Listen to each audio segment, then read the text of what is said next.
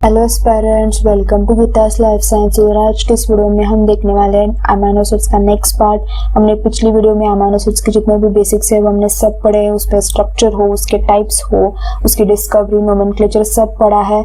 आज हम उसका नेक्स्ट पार्ट देखने वाले हैं। हमने अभी इसमें भी हम उसके टाइप से पढ़ने वाले हैं, लेकिन हमने कैसे उनका डिफ्रेंशिएशन किया है वो भी पढ़ने वाले हैं।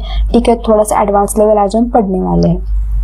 अगर आपने पिछला वीडियो नहीं देखा है तो आप अभी जाके देख सकते हैं। एक बार आपके बेसिक्स क्लियर हो जाएंगे तो आपको जो भी मैं आज पढ़ाने वाली हूँ वो फटाक से समझ में आ जाएगा। ठीक है, तो हम पहले पढ़ते हैं कि अमीनो एसिड जो हमने पहले कहा कि हमने क्लासिफिकेशन किया है।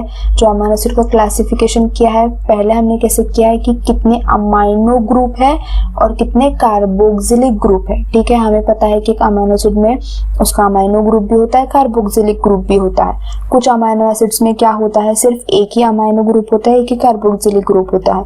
बहुत सारे अमीनो एसिड्स में एक अमीनो एसिड होता है, दो कार्बोक्सिलिक ग्रुप होते हैं, वाइस वर्सा होता है। ठीक है, तो उसी के आधार पे हमने क्या किया, अमीनो एसिड्स का डिफरेंशिएशन किया है। ठीक है, ये आपको बहुत बेसिक लगेगा, लेकिन इस पे बहुत सारे क्वेश्चंस आते हैं आपके कॉम्पिटिटिव एग्जाम्स में, और बहुत से बच्चे इसमें कंफ्यूजन करके आते हैं, क्योंकि हमें ऐसा लगता है कि CSIR हो गया या गेट हो गया या बार्क हो गया, CAT PG हो गया, या आपके जितने भी MSc लेवल के जो भी एग्जाम्स है, जैसे फार्मेसी बायोकेमिस्ट्री हो गया, नर्सिंग बायोकेमिस्ट्री हो गया, जितने भी आपकी जहाँ जहाँ बायोकेमिस्ट्री आता है, जहाँ जहाँ अमीनो एसिड्स आते हैं, वहाँ पे बहुत से एस्पायरेंट्स क्या करते हैं, लेनिंजर लेके बैठ जाते हैं कि भाई यहीं से आएगा जो भी आएगा। ठीक है, लेनिंजर पढ़ने के लिए आपको पहले बेसिक्स करना पड़ेगा, और वहीं पे हम मार खाते हैं, और उन्हें पता होता है कि इनका बेसिक्स कच्चा है, वहीं से क्वेश्चंस आते हैं। तो हम ये पूरा बेसिक्स ही पढ़ने वाले हैं।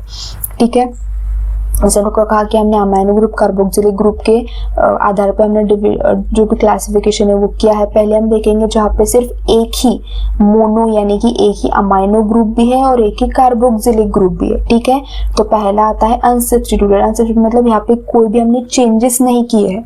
ठीक है, जैसे हमें चाहिए था, जैसे कि एक अमीनो ग्रुप चाहिए होता है विद NH3, ठीक है, एंड जहाँ पे कार्बोक्सिलिक चाहिए होता है COH। ठीक है, अनसब्स्टिट्यूटेड यानी कि उसे सब्स्टिट्यूट किसी और ने नहीं किया है। यहीं पे बहुत से क्या होता है, प्रॉब्लम्स आते हैं। बहुत से बच्चों को लगता है अरे अनसब्स्टिट्यूटेड ये क्या है, हमने ये कभी पढ़ाई नहीं है, तो यही से पूछा जाता है। और यही आप, अगर मैं इसलिए भी नहीं बोल रही, एग्जाम्स के लिए भी नहीं बोल रही, मैं आपको आपके आने वाले वाइवा हो या आपका जो भी जॉब इंटरव्यू हो, PhD इंटरव्यू, इसमें क्वेश्चन यही पूछते हैं। मैंने खुद जितने इंटरव्यूज मैंने लिए हैं या जितने भी कलीग से मैंने पढ़ाया, हर किसी ने यही कहा है कि लेनिंजर से कोई नहीं पूछता है, जो बेसिक है वही से पूछते हैं, और हम यहीं पे मार खाते हैं। ठीक है, अनसब्स्टिट्यूटेड यानी कि यहाँ पे कोई भी सब्स्टिट्यूशन नहीं है। जैसा NH3 का स्ट्रक्चर चाहिए वैसा ही अमीनो का स्ट्रक्चर है, जैसा कार्बोक्सिलिक का स्ट्रक्चर चाहिए वैसे ही कार्बोक्सिलिक का स्ट्रक्चर है। उसमें कौन से आते हैं, ग्लाइसिन आता है, एलेनाइन आता है, वैलिन आता है, ल्यूसिन आता है एंड आइसोल्यूसिन आता है। ठीक है, इतने जो भी हमारे अमीनो एसिड्स है वो क्या है, unsubstituted mono amino mono carboxylic amino acid है। उसके बाद आता है हमारा हेटेरोसाइक्लिक, यानी कि हम कह सकते हैं प्रोलीन में उसका जो भी NH3 ग्रुप है या जो भी अमीनो ग्रुप है वो क्या करता है, बॉन्ड फॉर्म करता है उसके साइड चेन के साथ, जिसकी वजह से वो क्या होता है, साइक्लिक स्ट्रक्चर फॉर्म करता है। और मैंने आपको पहले पिछली वीडियो में बताया था, हेट्रो यानी कि जहाँ पे सिर्फ कार्बन नहीं बाकी के एटम्स भी है उसे हम हेट्रोसाइक्लिक बोलते हैं। कहाँ पे मिलता है, ये प्रोलीन में मिलता है। ठीक है, यहाँ पे आप ट्रिप्टोफैन, टायरोसिन नहीं लिख सकते।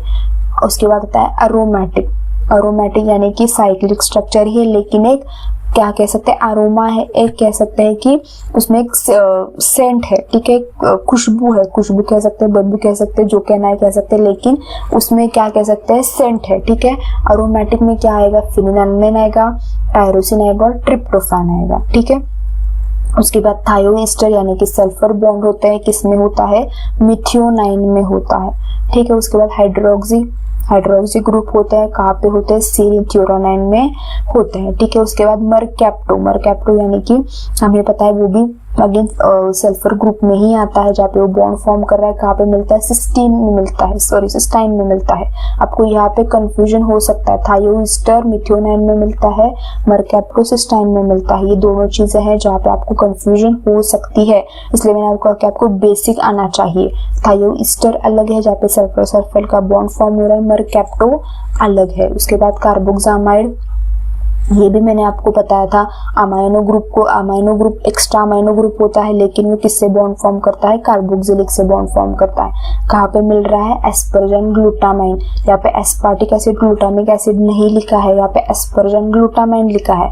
अगर आपको इसमें कंफ्यूजन है तो आपको पिछला वीडियो अभी जाके देखना होगा, जहाँ पे मैंने आपको बताया था कि एस्परजन ग्लूटामाइन और एस्पार्टिक एसिड ग्लूटामिक एसिड में क्या डिफरेंस है। मैंने यहाँ पे मैं आपको टैग करके दे दूंगी, आप जाके देख सकते हैं। ठीक है, इतना आपको याद रखना है। सब्स्टिट्यूट यानी कोई सब्स्टिट्यूशन नहीं है। कहाँ पे मिलता है? Glycine, alanine, valine, leucine, isoleucine. Heterocyclic कहाँ पे मिलता है? प्रोलिन में मिलता है। अरोमेटिक इन तीनों में मिलता है, थायोस्टर, मिथ्योनाइन में, मरकैप्टोसिस्टाइन में। दोनों में हमें पता है सल्फर कंटेनिंग है, लेकिन दोनों भी अलग अलग है। ठीक है, उसका जो हाइड्रोक्सी कह सकते हैं अमाइनो इम्यूनो जो कार्बोक्सिलिक ग्रुप है वो क्या है? हाइड्रोक्सी है। सीरिन थ्योरोनाइन में मिलता है। कार्बोक्सामाइड कहाँ पे मिलता है? एस्परजन एंड ग्लूटामाइन में। ठीक है, उसके बाद यहाँ पे हम उसका पार्ट सेकेंड क्लासिफिकेशन देखेंगे। वो ये देखेंगे कि मोनो अमाइनो है, यानी कि उसका जो भी NH3 ग्रुप है वो एक है, लेकिन डार्क कार्बोक्सिलिक यानी कि कार्बोक्सिलिक एसिड क्या है? दो है। ऑब्वियसली इसमें क्या आएगा? हमारे जितने भी एसिडिक है वो सब इसमें ऐड हो जाएंगे। ठीक है, क्या क्या आएंगे? Aspartic acid and glutamic acid. उसका बराबर उल्टा कहाँ पे आएगा? डायमाइनो यानी कि अमाइनो एसिड्स, अमाइनो ग्रुप दो है, कार्बोक्सिलिक ग्रुप एक है। कहाँ पे आएगा? Lysine, arginine and हिस्टाडीन। ठीक है, यहाँ पे मैंने एस्पार्टिक एसिड लिखा है, ग्लूटामिक एसिड लिखा है, एस्परजन ग्लूटामाइन नहीं लिखा। वो कहाँ पे आएंगे? हमारा जो भी कार्बोक्सामाइड है वहां पे आएंगे। आपको ये याद रखना है। ठीक है, उसके बाद अब हम देखेंगे पोलैरिटी के आधार पे उसका डिफरेंस। अमाइनो एसिड्स को हम कैसे डिफरेंशिएट कर रहे हैं? Depending upon their polarity. ठीक है, मतलब वो कितने पोलर है। वो वाटर में क्या कर सकते हैं? अब वाटर में डिसॉल्व हो भी सकते हैं, नहीं वाटर से बॉन्ड फॉर्म कर भी सकते हैं या नहीं। अब पहला देखेंगे नॉन पोलर। आज का जो भी हमारा एजेंडा है, आज का जो हमारा एक्चुअल वीडियो है वो किस पे है? नॉन पोलर अमाइनो एसिड्स के ऊपर ही है। ठीक है, नॉन पोलर यानी कि ये क्या है? हम कह सकते हैं थोड़े से हाइड्रोफोबिक में आ सकते हैं। हाइड्रोफोबिक यानी कि इनके जो साइड चेन्स है वो वाटर के साथ बॉन्ड फॉर्म नहीं कर सकते हैं। इतने लाइकली, इतने भी वाटर फ्रेंडली नहीं है। वो बॉन्ड फॉर्म कर सकते हैं, लेकिन इतने भी नहीं है जितने कि बाकी के हाइड्रोफिलिक है। ठीक है, तो हम इन्हें क्या रख रहे हैं? नॉन पोलर R ग्रुप में रख रहे हैं। ठीक है, इसमें क्या है? हाइड्रोफोबिक है, जैसे यहाँ पे बताया।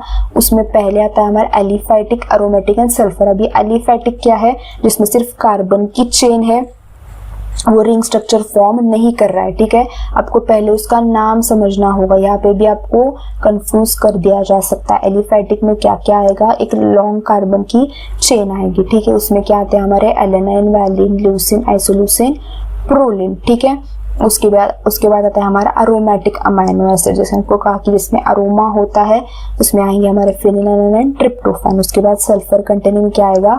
मिथ्योनाइन आएगा। ठीक है, ये जितने भी नोट्स है वो मैंने खुद अपने प्रिपरेशन के वक्त बनाए हुए थे, वही मैं आपको यहाँ पे मैंने ऑलरेडी लिख लिया है, क्योंकि टाइम ऑब्वियसली बच जाएगा। अगर मैं आपको लिखते लिखते एक्सप्लेन करूंगी तो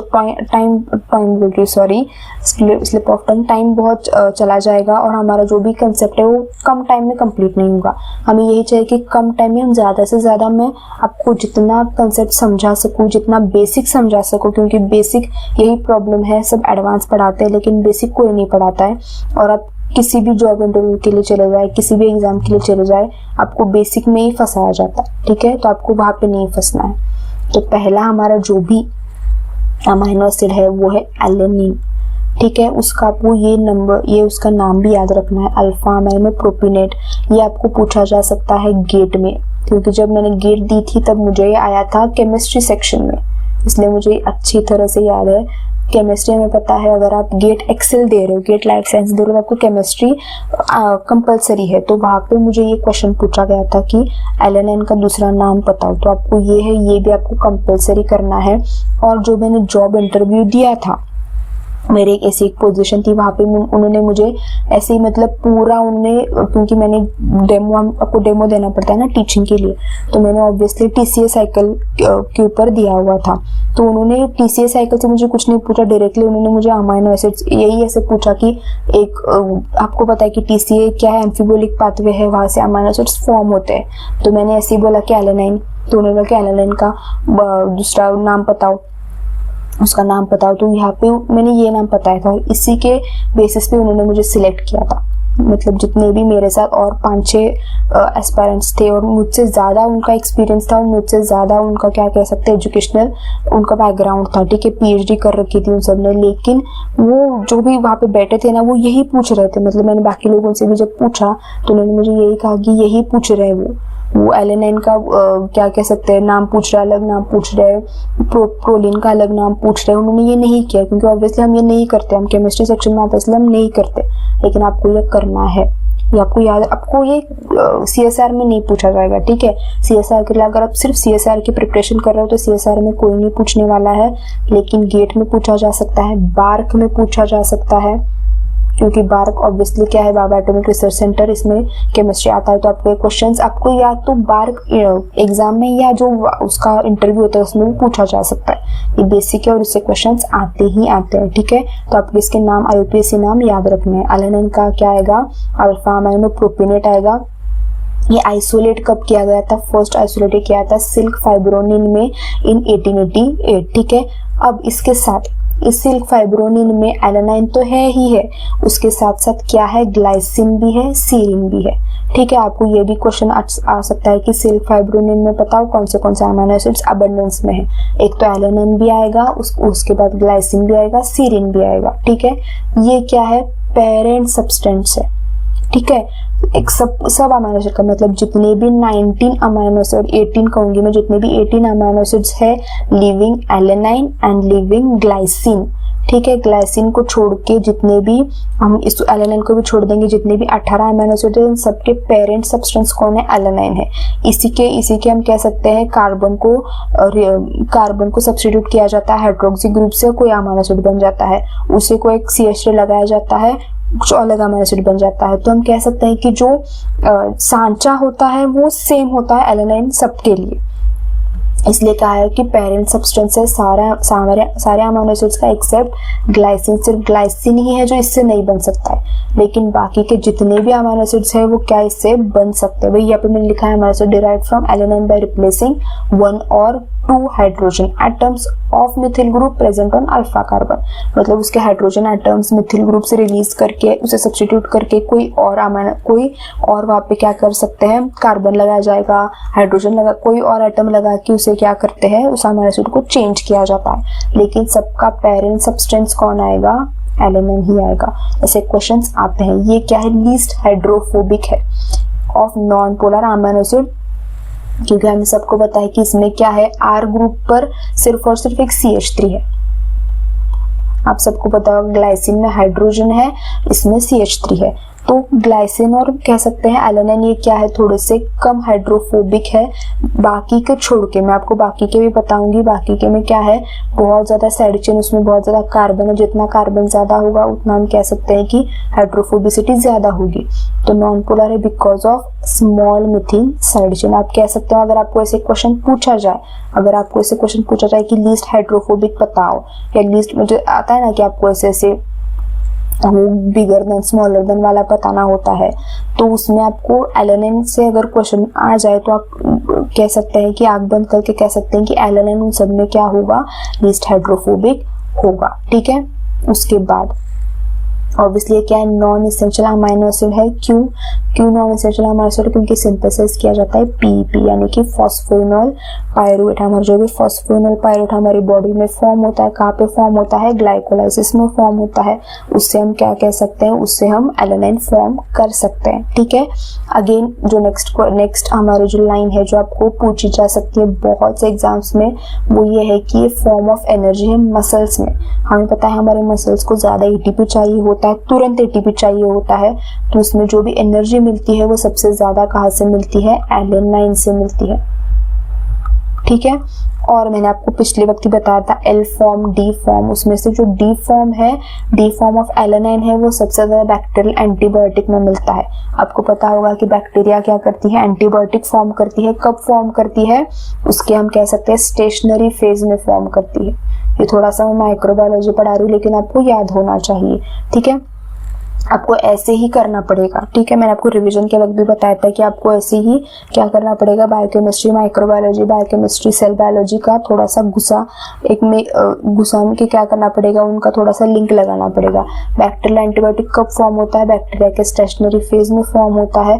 किस लिए फॉर्म होता है कि वो बाकी के जितने भी बैक्टीरिया उन्हें क्या कर सके, किल कर सके। तो उनमें जो एंटीबायोटिक्स फॉर्म होते हैं, जो प्रोटीन एंटीबायोटिक्स होते हैं, उनमें जो एलेनाइन होता है वो ज्यादातर डी एलेनाइन में होता है। पेप्टिडोग्लाइकन में भी हमें पता है कि डी एलेनाइन फॉर्म सबसे ज्यादा प्रेजेंट होता है, ठीक है। उसके बाद हमारा नेक्स्ट अमीनो एसिड है वो है वैलिन। वैलिन से आपको अगेन इसको आप कैसे याद रखोगे, अल्फा अमीनो आइसोवैलिट्रेट, ठीक है। आपको ये नाम याद रखना है, आपको पूछा जा सकता है अल्फा अमीनो आइसोवैलिट्रेट, ठीक है। आप ये अमीनो आइसोवैलिट्रेट ऐसे आप याद रख सकते हैं, ठीक है, क्योंकि आप ऐसे रख सकते हैं वीवी, ऐसे भी याद रख सकते हैं। अभी ये क्या है, वाइडली डिस्ट्रीब्यूटेड है। दोनों भी कॉन्ट्रैक्ट में आपको दोनों भी कॉन्ट्रैक्टरी मतलब बता रही हूँ, वो ये है कि वो वाइडली डिस्ट्रीब्यूटेड भी है। मतलब आप देख सकते हैं कि पूरे अर्थ में आपको वेलानिन मिलेगा ही मिलेगा, लेकिन प्रोटीन्स में रेयरली मिलता है, ठीक है। मिलेगा लेकिन प्रोटीन्स में कम मिलेगा, ठीक है। तो आप बोलोगे कि वाइडली कहाँ पे मिलता है, तो वाइडली मिलता है वो, लेकिन प्रोटीन के स्ट्रक्चर में कम मिलता है, ठीक है। सिर्फ 10% ही हम कह सकते हैं कि प्रोटीन में है। उसका जितना वो अर्थ में प्रेजेंट है, उसका सिर्फ 10% ही वो प्रोटीन के स्ट्रक्चर में प्रेजेंट होता है, ठीक है। अगेन वो क्या है, ब्रांच्ड अमीनो एसिड है, और कहाँ से मिलता है, एलेनाइन से मिलता है। आप कह सकते हैं एलेनाइन से मिलता है, replacing 2H atoms of methyl group with 2 methyl group. हमें पता है कि उसका जो भी CH3 है, CH3 के हम ऐसे लग सकते हैं HHH, ठीक है। इसके जो भी HH निकाल के यहाँ पे हम क्या रखेंगे, CH3 लिखेंगे। फिर क्या हो गया, हमारा वैलिन हो गया, ठीक है। मैं आपको वापस बताती हूँ अगर आपको यहाँ पे समझ नहीं आ रहा है तो।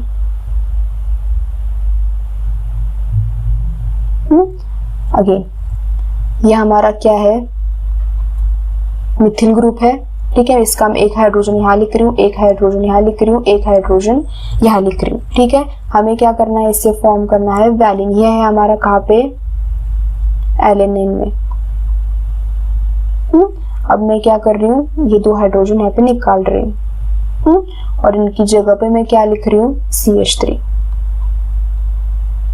ठीक है। जो मैंने आपको पिछले वीडियो में लिखवाया था स्ट्रक्चर्स आप देख सकते हैं। ये क्या बन गया हमारा, फिर वैलिन बन गया। हमने कैसे, ये भी आपको क्वेश्चन आ सकता है, ठीक है। आपको ये कह सकते हैं कि MCQ के ऑप्शंस में आ सकता है, valine is form by replacing 2H atoms of methyl group from alanine, ऐसे भी आ सकता है। बहुत से बच्चे इसमें कंफ्यूज हो जाते हैं, लगता है कि अरे कहाँ वैलिन, कहाँ एलेनाइन, इसकी वजह से उन्हें क्या लगता है शायद गलत है, इसलिए गलत नहीं है, आंसर सही है, ठीक है, ठीक है। उसके बाद हाईली हाइड्रोफोबिक है, हाईली हाइड्रोफोबिक है। अब जैसे आपको पिछली स्लाइड में कहा कि जैसे आपको आता है ना कि आपको बताना है हायर से लोअर, लोअर से हायर, उसमें आप वैलिन को लास्ट में रख सकते हैं, क्योंकि ये हाईली हाइड्रोफोबिक है। क्योंकि इसके आप देख सकते हैं साइड चेन कितनी बड़ी है, तो जितनी साइड चेन बड़ी होगी उतना ही क्या होगा, उसका हाइड्रोफोबिसिटी ज्यादा होगा। 3 carbon in side chain, carbon में क्या है साइड चेन में क्या है, 3 कार्बन है, ठीक है। इसलिए क्या है, हम कह सकते हैं हाईली हाइड्रोफोबिक है। अगेन वैलिन क्या है, precursor of penicillin. Penicillin antibiotic जो फॉर्म होता है बैक्टीरिया में, वो कहाँ से होता है, उसके वैलिन अमीनो एसिड से होता है। उसके बाद आपने ये भी पढ़ा होगा कि सिकल सेल एनीमिया में जो पॉइंट म्यूटेशन होता है, सिकल सेल एनीमिया जो पेशेंट्स होते हैं जिनका क्या आरबीसी का जो उनका स्ट्रक्चर होता है वो अलग होता है।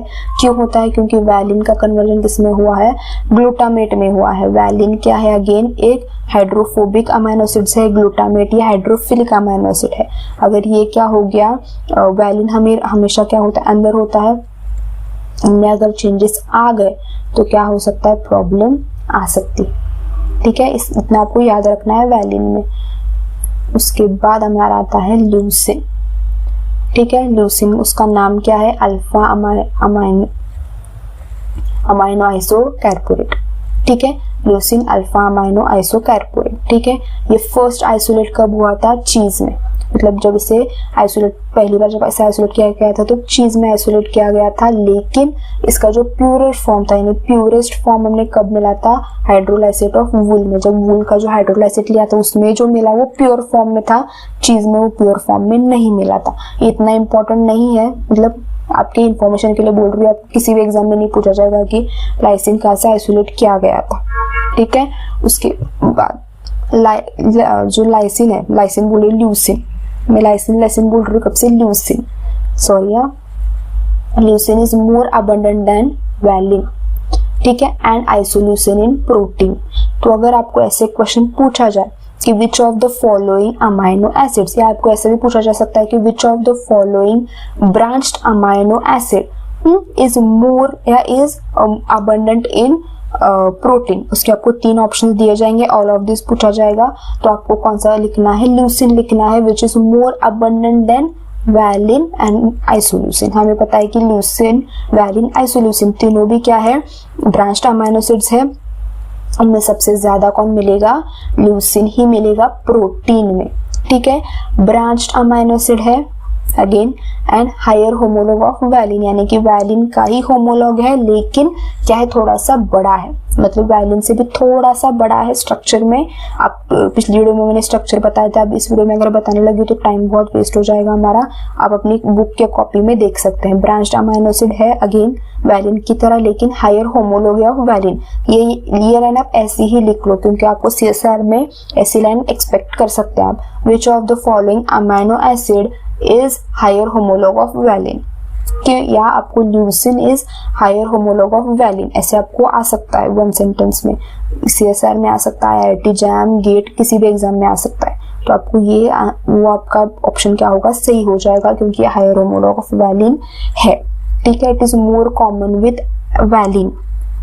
अगेन जैसे आपको कहा कि ल्यूसिन का सबसे, मतलब ल्यूसिन आइसोल्यूसिन क्या है? आइसोमर्स है। ठीक है, तो बहुत से एस्पिरेंट्स को लगता है कि ल्यूसिन आइसोल्यूसिन कहीं ना कहीं रिएक्टिविटी में, फंक्शन में, दिखने में वगैरह थोड़ा सा उनका जो भी जैसे होता है ना, आइसोमर्स का सिर्फ स्ट्रक्चर अलग होता है, लेकिन बाकी के जो भी उनका वैसे का वैसा ही होता है, फंक्शनिंग वगैरह। लेकिन नहीं, जो ल्यूसिन है, ठीक है, उसकी जो भी रिएक्टिविटी है, फंक्शनिंग है, वो सबसे ज्यादा मिलता जुलता है वैलिन के साथ। ठीक है, ये सारा जो भी उठाया है मैंने वो एस चांद से उठाया है। ठीक है, एस चांद जो बायोकेमिस्ट्री की बुक है, बहुत अच्छी बुक है, उसमें आपको सारे बेसिक्स क्लियर हो जाएंगे।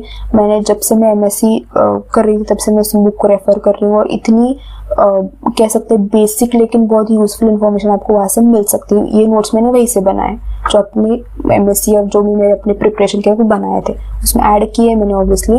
It is more common with valine. आप ये देख सकते हैं कि ल्यूसिन आइसोल्यूसिन, बहुत से बच्चे इसमें कंफ्यूजन करते हैं कि नहीं, जो भी ल्यूसिन है उसका रिएक्टिविटी है, फंक्शनिंग है, वो किससे ज्यादा मिलता जुलता है? वैलिन के साथ, आइसोल्यूसिन के साथ नहीं।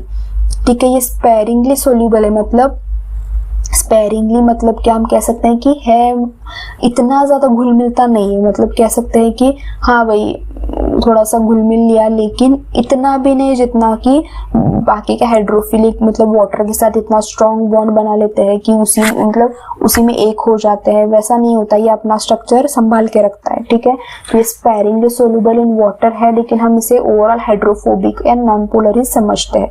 तो आप ये कह सकते हैं स्पेरिंगली मतलब हाँ, मतलब ज्यादा वाटर है तो थोड़ा बहुत वो सोल्यूबल हो जाएगा, लेकिन पूरा का पूरा सोल्यूबल नहीं होगा। ऐसा नहीं होगा कि मतलब 50% सोल्यूबल है, 50% नॉन सोल्यूबल है, नहीं, मतलब 100% में से 10-20% सोल्यूबल हो सकता है। ठीक है, इसलिए हमें क्या कह रहे हैं? स्पेरिंगली सोल्यूबल है, लेकिन ओवरऑल अगर आप देखने जाओगे, 100% से देख रहे हो ना, तो अगर ओवरऑल देखने जाओगे तो वो हाइड्रोफोबिक में ही गिना जाता है। ल्यूसिन अगेन क्या है? ऑप्टिकली एक्टिव है, ऑब्वियसली कार्बन एसिमेट्रिक कार्बन ज्यादा है उसमें, तो आपको ये याद रखना है। ठीक है, उसके बाद आता है उसका आइसोमर। उसका आइसोमर आपको क्या याद रखना है? आइसोल्यूसिन। कैसे याद रखोगे? Alpha amino beta methyl valerate. ठीक है, आपको ये याद रखना है, isoleucine alpha amino beta methyl valerate. Isomer किसका है? ल्यूसिन का है, ब्रांच्ड अमाइनो एसिड है। ठीक है, ये आपको याद रखना है। नेक्स्ट लाइन पूछी जा सकती है, आइसोलेशन करना बहुत ज्यादा डिफिकल्ट है। किसका आइसोलेशन, ल्यूसिन, आइसोल्यूसिन का एंड ल्यूसिन का, आइसोल्यूसिन का और ल्यूसिन का, क्योंकि जैसे मैंने कहा कि chemical composition and properties same है, ठीक है। यहाँ पे मैं आपको कह रही हूँ similar chemical composition and properties है। यहाँ पे मैंने आपको क्या कहा है, यहाँ पे कहा है रिएक्टिविटी एंड फंक्शनिंग। रिएक्शन करना, फंक्शनिंग करना अलग बात है और उसका कंपोजिशन एंड प्रॉपर्टीज होना अलग बात है। इन दोनों को कंफ्यूज नहीं करना है आपको। प्रॉपर्टीज यानी कि उसका बॉइलिंग पॉइंट, उसका क्या कह सकते हैं मेल्टिंग पॉइंट, उसका कंपोजिशन, ठीक है, उसका कार्बन कितना, हाइड्रोजन कितना, ये सारा आता है किसमें, कंपोजिशन में, प्रॉपर्टीज में।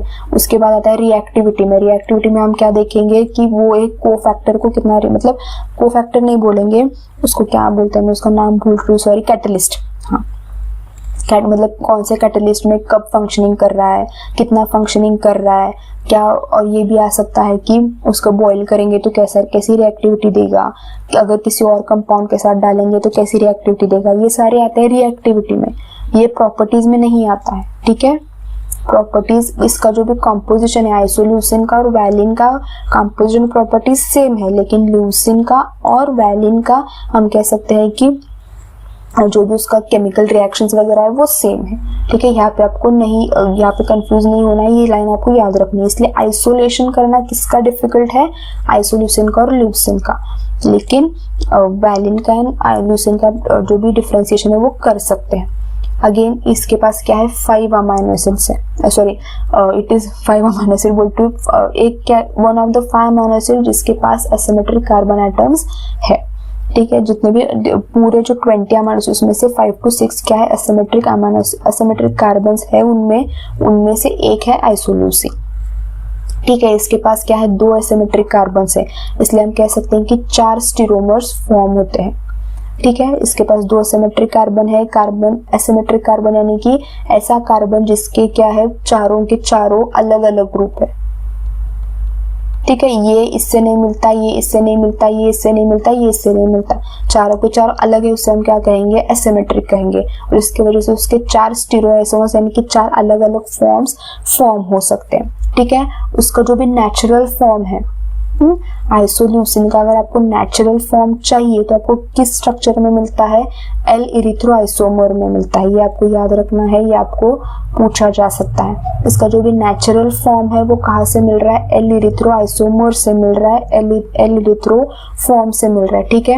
ये इरिथ्रो क्यों लिखा है मैंने, इसलिए लिखा है क्योंकि जो इसकी मिथिल ग्रुप है, ठीक है, जो अमाइनो एसिड्स में इसके जो ल्यूसिन, सॉरी, आइसोल्यूसिन में जो मिथिल ग्रुप है उसकी जो ओरिएंटेशन है वो किससे सेम है, एरिथ्रोज से सेम है। एरिथ्रोज जो शुगर है उससे सेम है उसकी मिथिल ग्रुप की ओरिएंटेशन, इसलिए उसे क्या कहा जाता है, एल इरिथ्रोज आइसोमर भी कहा जाता है। तो आप ऐसे भी याद रख सकते हैं, आपको ऐसे भी आ सकता है, which of the following amino acid is also called as L इरिथ्रोज isomer. क्या आंसर आ जाएगा उसका, आइसोल्यूसिन, क्योंकि इसके जितने भी मिथिल ग्रुप्स है वो किससे सिमिलर है, उसका ओरिएंटेशन किससे सिमिलर है, एरिथ्रोज से। तो आपको इससे बहुत सारे क्वेश्चंस आ सकते हैं। आपको क्या क्या याद रखना है कि आइसोलेट करना किसका डिफिकल्ट है, आइसोल्यूसिन का, ल्यूसिन का, क्योंकि उनकी केमिकल कंपोजिशन प्रॉपर्टीज सेम है। ये क्या है, एसिमेट्रिक कार्बन एटम है, इसके पास 2 एसिमेट्रिक कार्बन एटम्स है, 4 स्टीरियोआइसोमर्स फॉर्म हो सकते हैं। इसका जो भी नेचुरल फॉर्म है वो कौन सा है, एल इरिथ्रोआइसोमर है, ठीक है। उसके बाद ये क्या है, glucogenic and ketogenic as well, ठीक है। मतलब इससे क्या कह सकते हैं, जब जरूरत पड़े तो इससे हम ग्लाइकोलाइसिस भी करवा, मतलब एनर्जी भी प्रोड्यूस कर सकते हैं। कीटोजेनिक यानी कि वो कीटोन बॉडीज भी फॉर्म कर सकता है, जब जैसे जरूरत पड़े वैसे वो फॉर्म करेगा ही करेगा, ठीक है। अगर आइसोल्यूसिन का, जैसे मैं आपको कहा कि ग्लूकोज है तो जितना ग्लूकोज है तो कीटोन बॉडीज भी उतने ज्यादा फॉर्म होंगे। अगर आइसोल्यूसिन का स्ट्रक्चर, आइसोल्यूसिन का कॉन्सेंट्रेशन बढ़ गया ब्लड में, वो उससे की वजह से क्या होगा, इंसुलिन रेजिस्टेंट कंडीशन फॉर्म होता है। यानी कि आप कितने भी इंसुलिन की इंजेक्शन ले ले, आप कितना भी दवाई खा ले, लेकिन आपका ब्लड जो भी ग्लूकोज लेवल है वो कम होगा ही नहीं, जिसकी वजह से आप कांस्टेंट डायबिटीज में रहेंगे, ठीक है। तो ये आपको पूछा जा सकता है, आपको कह सकते हैं ना, जैसे CSR में C सेक्शन में आता है कि अ मैन, कह सकते हैं कि a man is resistant to, has insulin resistant condition taking doses of insulin but still glucose is rising, ऐसे क्वेश्चन आ सकते हैं। Which of the amino acid is faulty, मतलब ऐसा आपको घुमा फिरा के पूरा अमाइनो एसिड पे लेके आएंगे तो इसका आपको मतलब दिमाग आपका घूम जाएगा कि यार ये इंसुलिन से कहाँ पे अमाइनो एसिड में आ गया, तो इसका आंसर क्या आएगा, आइसोल्यूसिन आएगा। ठीक है, तो इससे आपको क्वेश्चन ऐसे आ सकता है सी सेक्शन में। आप गेट के भी जो 2 मार्क्स के क्वेश्चन तो इस पे एक्सपेक्ट कर सकते हैं, बाकी के एग्जाम्स में भी एक्सपेक्ट कर सकते हैं। ठीक है, जब आपको कहा कि वैलिन, ल्यूसिन, आइसोल्यूसिन तीनों के तीनों क्या है, इसेंशियल अमाइनो एसिड्स है क्योंकि इनके ब्रांच स्ट्रक्चर है। मैं आपको ये एक और बता रही हूँ, ब्रांच स्ट्रक्चर जितने भी अमाइनो एसिड्स है वो हमारी बॉडी में फॉर्म नहीं हो सकते। हम ब्रांच स्ट्रक्चर फॉर्म नहीं कर सकते, हमें किसी और पे मतलब वो चाहे एनिमल फैट हो या प्लांट्स का जो भी हमारा प्लांट सोर्स हो उस पर डिपेंडेंट रहना पड़ता है फॉर ब्रांच्ड अमाइनो एसिड्स। वो इसेंशियल अमाइनो एसिड्स में आते हैं क्योंकि हम उन ब्रांचेस को फॉर्म नहीं कर सकते, जो भी उसकी ब्रांचिंग होती है वो हम फॉर्म नहीं कर सकते, तो हम उसे सिंथेसाइज नहीं कर सकते, वो इसेंशियल अमाइनो एसिड्स में आता है। तो वैलिन, ल्यूसिन, आइसोल्यूसिन आपको याद रखना है। तीनों के तीनों स्ट्रक्चर, तीनों के तीनों क्या है, ब्रांच्ड है। तीनों की जो भी आर्च चेन, साइड चेन है वो ब्रांच्ड है, बहुत ज्यादा उसमें ब्रांचिंग है, इसकी वजह से हम उसे फॉर्म नहीं कर सकते। उसके बाद हमारा नेक्स्ट अमाइनो एसिड है प्रोलीन। ठीक है, ये प्रोलीन मतलब दुनिया अगर लेफ्ट में जा रही है तो प्रोलीन राइट में जा रहा है। बाकी के जितने भी 19 अमाइनो एसिड्स है वो अलग, ये प्रोलीन अलग, इसका अलग ही है। ठीक है, इसका नाम आप कैसे याद रखोगे, 2-पायरुलिन कार्बोक्सिलेट। ठीक है, 2-पायरुलिन कार्बोक्सिलेट आपको याद रखना है। ठीक है, ये क्या है, इम्यूनो ग्रुप है। इम्यूनो ग्रुप क्यों है, जैसे आपको पिछली बार स्ट्रक्चर में समझाया था पिछली वीडियो में, क्योंकि ये क्या करता है, इसका जो भी NH3 ग्रुप है, अमाइनो ग्रुप है, वो साइड चेन के साथ बॉन्डिंग फॉर्म करता है और क्या फॉर्म करता है, एक रिंग स्ट्रक्चर फॉर्म करता है। इसकी वजह से हम इसे क्या करते हैं, L अल्फा इम्यूनो एसिड। ये अमाइनो एसिड नहीं है। ठीक है, विच आपको ऐसे भी घुमा फिरा के वाइवा में हो गए आपके, या आपका जो भी जॉब इंटरव्यू में क्वेश्चन पूछा जाता है कि which amino acid is amino acid but not amino acid, ये मुझे पूछा था। ठीक है, और मुझे समझ में नहीं आया था to be very honest. First दोनों ने मुझे थोड़ा सा और ये करके समझा तो मुझे हाँ प्रोलीन हुआ, तो मैं डर के प्रोलीन बोल दिया था, वो सही आ गया था। तो ऐसे पूछते हैं वो, मतलब जो भी आपके पैनल हो वो कि which amino acid but not amino acid, ऐसे ही पूछा था मुझे।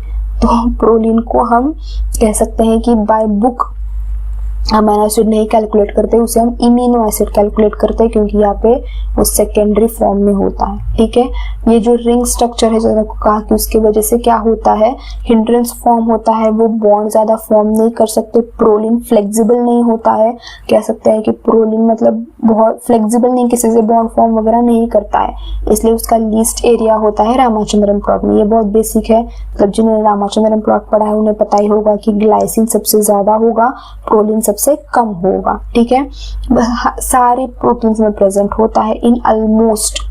ठीक है, ऑलमोस्ट लिखा है, एक्सक्लूसिवली इन ऑल नहीं लिखा है, ऑलमोस्ट।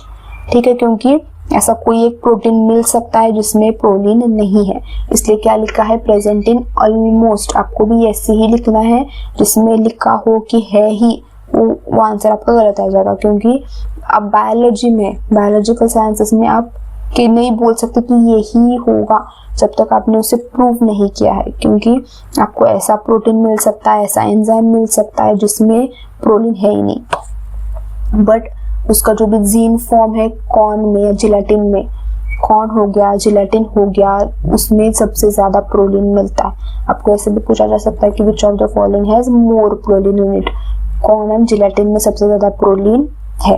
ठीक है, उसके बाद हम ये कह सकते हैं कि साइक्लाइज डेरिवेटिव है ग्लूटामिक एसिड का। ठीक है, इसका अगर आप साइक्लाइज डेरिवेटिव निकाल दे तो हम इसे ग्लूटामिक एसिड की तरह देख सकते हैं, इससे हम ग्लूटामिक एसिड फॉर्म कर सकते हैं। तो आपको ये याद रखना है कि ये साइक्लाइज डेरिवेटिव है ऑफ ग्लूटामिक एसिड। इसका जो भी अल्फा अमाइनो ग्रुप है वो किससे बॉन्ड है, आर ग्रुप से बॉन्ड है, जैसा मैंने पहले ही कहा। अगर आपने ये बॉन्ड निकालना चाहा तो आप ग्लूटामिक एसिड फॉर्म कर सकते हैं। तो आप क्या याद रखोगे, proline is a cyclize derivative of glutamic acid. जो इसका सेकेंडरी अमाइनो ग्रुप है वो क्या है, ये रिजिड कन्फर्मेशन देता है, रिड्यूसेस फ्लेक्सिबिलिटी। आपको आगे कहा, इस वजह से उसका क्या होता है, हिंड्रेंस फॉर्म होता है, रिजिड कन्फर्मेशन और फ्लेक्सिबिलिटी कम हो जाती है। ठीक है, उसके बाद जैसे हमको कहा कि ये क्या है, रेडिली सोल्यूबल इन इथेनॉल। ठीक है, रेडिली सोल्यूबल मतलब सबसे ज्यादा सोल्यूबल होता है। अगर आप देखने जाओगे तो अगर आपको ऐसे क्वेश्चन आ गया कि which of the amino acid is readily soluble in ethanol, आप प्रोलीन को टिक करके आ सकते हैं। जैसे आपको कहा कि दुनिया एक तरफ प्रोलीन एक तरफ, बाकी के 19 अमाइनो एसिड्स एक तरफ प्रोलीन एक तरफ। जितने भी बायोकेमिकल के टेस्ट है अमीनो एसिड्स, हमें पता है बहुत सारे टेस्ट है अमीनो एसिड्स के कंफर्मेशन के लिए, वो सारे टेस्ट प्रोलीन नेगेटिव दिखाता है। मतलब जितने भी टेस्ट है बायोकेमिकल के उतने मतलब ज्यादातर वो क्या होते हैं, पॉजिटिव होते हैं एक अमीनो एसिड के लिए, मतलब किसी एक अमीनो एसिड के लिए वो एक पॉजिटिव तो होगा ही होगा, प्रोलीन के लिए हमेशा नेगेटिव होता है। ठीक है, जो आप फॉर एग्जांपल देख सकते हैं नीनहाइड्रिन टेस्ट। नीनहाइड्रिन टेस्ट आपको पता होगा, हम वो क्रोमेटोग्राफी में वगैरह देखते हैं, उसमें सारे जो अमीनो एसिड्स है, बाकी के जो 19 अमीनो एसिड्स है, मैं 19 में 20 इसलिए ले रही हूँ, 20 to 23 इसलिए नहीं ले रही हूँ क्योंकि इनमें ही स्टडी हुआ है। ठीक है, 21 22 पे स्टडी इतना ज्यादा नहीं हुआ है, या हो रहा होगा लेकिन मेरे नोट्स में वो नहीं लिखा होगा, अगर मिल गया तो मैं आपको ऐड करके बता दूंगी अगले वीडियो में। मतलब जितने अमीनो एसिड्स है 90 अमीनो एसिड्स, वो क्या करते हैं, ब्लू टू पर्पल कलर देते हैं नीनहाइड्रिन टेस्ट में, लेकिन प्रोलीन क्या करता है, येलो कलर दे देता है। ठीक है, अगर आपको येलो स्पॉट दिख रहा है तो आप कह सकते हैं कि इस पूरे प्रोटीन में कहीं ना कहीं प्रोलीन जरूर है। ठीक है, आप ये आप याद रख सकते हैं, ये आपको लाइन आपको कहीं ना कहीं आ ही जाएगी कि प्रोलीन जनरली नेगेटिव टेस्ट दिखाता है उन टेस्ट का जो पॉजिटिव है दूसरों के लिए। ठीक है, ऐसे आपको बहुत से अमीनो एसिड मिलेंगे जो एक टेस्ट के लिए 2 पॉजिटिव होंगे, एक टेस्ट के लिए 3 पॉजिटिव होंगे, लेकिन हमेशा प्रोलीन नेगेटिव ही होगा। नीनहाइड्रिन देख लो, नीनहाइड्रिन बाकी के ब्लू पर्पल दिखा रहा है, ये येलो दिखा रहा है। ठीक है, इसलिए हम इसे क्या कहते हैं, स्ट्रक्चर डिस्टेबलाइजर। जैसे आपको कहा कि फ्लेक्सिबल नहीं है, किसी के साथ बॉन्ड फॉर्म नहीं करता है, उठा हुआ पुपा है ये, इसलिए हमेशा क्या डिस्टेबलाइज करता है, डिस्ट्रप्टर करता है। तो डिस्टर्ब करता है तो डिस्टेबलाइज करके साइड में हो जाता है, इसलिए। और ये सिस एंड ट्रांसफॉर्म में भी मिलता है। सिस फॉर्म ट्रांसफॉर्म में वो कहता है, अगर एक मतलब लाइकली ग्रुप्स दिखने में एक साइड में हो तो सिस होते हैं, अलग अलग साइड में हो तो ट्रांस होते हैं, ये दोनों भी फॉर्म कर सकता है। ठीक है, सिस फॉर्म भी फॉर्म कर सकता है, ट्रांसफॉर्म भी फॉर्म कर सकता है, और ये ज्यादातर बेंड्स में और टर्न्स में मिलता है। ठीक है, जहाँ पे बेंडिंग हो रही है, जहाँ पे टर्न्स हो रहे हैं, वहां पे क्या होता है, बीटा टर्न्स में ज्यादा मिलता है। बीटा टर्न्स, बीटा बेंड्स, जो जितने भी बेंडिंग है, टर्निंग है, वहां पे ये ज्यादा मिलता है। ठीक है, उसके बाद हमारा नेक्स्ट अमीनो एसिड है फिनिलएलानाइन। यहाँ से हमारे जो भी एरोमेटिक है वो स्टार्ट होंगे, यहाँ तक मतलब प्रोलीन तक हमारे एलिफेटिक खत्म हो गए थे। Alpha amino beta phenyl प्रोपिनेट, alpha amino beta phenyl प्रोपिनेट आपको याद रखना है। आप ये याद मतलब आप लिख लो एक पूरे पेज पे, और आपको याद रखना है, सिर्फ आपको याद नहीं रखना है, आप देख सकते हो हमेशा, कहीं ना कहीं आपको किसी ना किसी एग्जाम में मिल जाएगा। सीएसआर में नहीं मिलेगा, सीएसआर में आ भी सकता है, मतलब उसका जो भी सिलेबस चेंज हुआ है पता नहीं वो डालेंगे नहीं डालेंगे, डाल भी सकते हैं। इसलिए आप कह सकते हैं ना कि हम पूरी तैयारी के साथ चलते हैं, तो आप ये लिख लो। ठीक है, इट इज के पास क्या है, बेंजोनिक अमाइनो एसिड है। It is one of the 2 common benzonic amino acid. आपको कहा कि बेंजीन रिंग है, उसके बाद अरोमा है। ठीक है, ये क्लोजली रिजेंबल किससे करता है, टायरोसिन से। ठीक है, अगेन इससे आपका एक क्वेश्चन बन सकता है, विच of the following pair of amino acids closely resemble each other. Pair कौन सा है आपका, फिनिलएलानाइन, टायरोसिन। ये क्या है, क्लोजली रिजेंबल करते हैं टायरोसिन को स्ट्रक्चर में।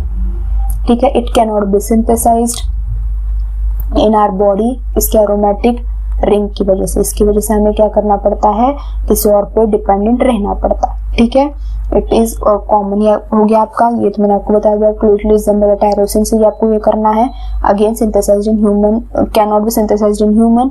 उसके बाद इसका जो भी एस फॉर्म है, एस फॉर्म, आर फॉर्म, मैंने आपको पिछली वीडियो में बताया था, एल डीएनएल का ही दूसरा फॉर्म है एस फॉर्म, आर फॉर्म।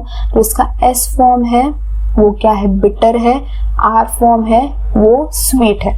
याद कैसे रखोगे, जिसमें आर है वो कह सकते हैं ना कि जिसमें आर एस है वो स्वीट नहीं है, जिसमें आर है वो बिटर नहीं है। ठीक है, एस स्टैंड्स फॉर स्वीट, इसमें एस है ही नहीं। ठीक है, जिसमें एस है वो स्वीट नहीं है, जिसमें आर है वो बिटर नहीं है। आपको ये याद रखना है, ये आपको पूछा जा सकता है, गूगल डाल सकते हैं। ये एस जो फिनिलएलानाइन का एस फॉर्म बिटर होता है, फिनिलएलानाइन का आर फॉर्म स्वीट होता है। ठीक है, उसके बाद आता है हमारा नेक्स्ट ट्रिप्टोफैन। ट्रिप्टोफैन इसका नाम बहुत बड़ा है, अल्फा अमाइनो बीटा 3 इंडोल प्रोपिनेट, और आपको ये सीधा सीधा बोल सकते हैं बीटा इंडोलिन एलेनाइन। ठीक है, बीटा इंडोलिन एलेनाइन ये क्या है, मोस्ट कॉम्प्लेक्स है। जितना नाम बड़ा है उतना ही अमाइनो एसिड भी बड़ा है, बहुत बड़ा है। Most complex amino acid found in protein. Complexity से अगर आपको पूछा जाए तो सबसे पहले कौन आएगा, ग्लाइसिन आएगा, फिर एलेनाइन आएगा, फिर लास्ट में कौन आएगा, ट्रिप्टोफैन आएगा। ठीक है, अगर आपको वैसे क्वेश्चंस आ गए तो इसकी जो भी हेट्रोसाइक्लिक रिंग है, हेट्रोसाइक्लिक अमीनो एसिड है ये, इसकी जो भी हेट्रोसाइक्लिक रिंग है वो कहाँ से मिलती है, इंडोल से मिलती है। डेरिवेटिव कौन है उसका, इंडोल है। ठीक है, only amino acid that is nearly complete destroyed upon acid hydrolysis. ठीक है, नियरली कंप्लीटली लिखा है। अगेन ये आपको क्या कर सकता है, यहाँ इस लाइन पे आपको फंसा सकता है, nearly completely destroyed upon acid hydrolysis. अपने एसिड हाइड्रोलाइसिस कर दिया तो ट्रिप्टोफैन का आप कह सकते हैं 85-90% पार्ट क्या हो जाएगा, डिस्ट्रॉय हो जाएगा, लेकिन कहीं ना कहीं 5-10-15% पार्ट रह जाएगा। इसलिए यहाँ पे नियरली कंप्लीटली लिखा है, कंप्लीटली नहीं लिखा है। नियरली अगर आपने ऐसे निकाल दिया तो ये 2 का फॉल्स हो जाएगा। ठीक है, only amino acid that is nearly completely destroyed upon acid hydrolysis, मतलब कुछ ना कुछ पार्ट उसका बच जाएगा। कह सकते हैं सबका सब कुछ क्लियर नहीं होगा। ठीक है, उसके बाद लास्ट हमारा है मिथियोनाइन।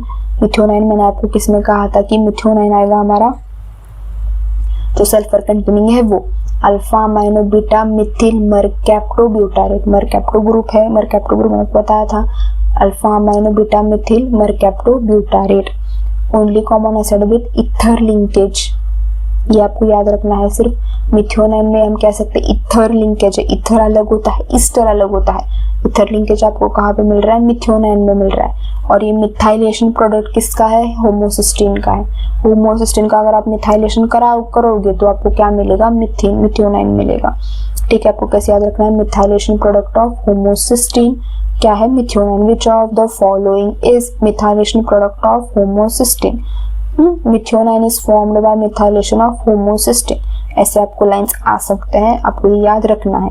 ये मिथियोनाइन सबसे ज्यादा कहाँ पे है, सीरियल्स में, यानी कि आप राइस खाते हैं उसमें आपको क्या मिलेगा, मिथियोनाइन ज्यादा मिलेगा, लेकिन पल्सेस में कम मिलेगा। आपका जो भी दालें हैं उसमें आपको मिथियोनाइन नहीं मिलेगा, लेकिन आपके जो भी सीरियल्स है हम जो खाते हैं ना, जो भी हमारा गेहूं है या राइस, उसमें आपको सबसे ज्यादा मिथियोनाइन मिलेगा।